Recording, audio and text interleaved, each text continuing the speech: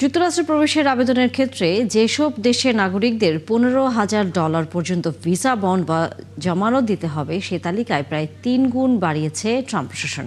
তালিকায় যুক্ত হয়েছে বাংলাদেশের নাম। ভিসা বন্ডের শর্তের আওতায় থাকা দেশগুলোর তালিকায় 60টি দেশকে যুক্ত করা হয়েছে। এক সপ্তাহেরও কম সময় পার হয়েছে।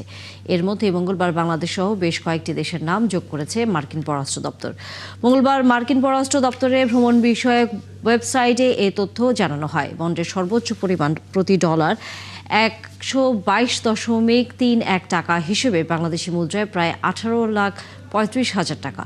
ভিসা বন্ড হলো এক ধরনের আর্থিক নিশ্চয়তা। কিছু দেশ নির্দিষ্ট বিদেশি নাগরিকদের সাময়িক ভিসা দেওয়ার আগে এমন জামানত বা নিশ্চয়তা নিয়ে থাকে, যাতে তারা ভিসার শর্ত বিশেষ করে থাকার সময়সীমা মেনে চলেন।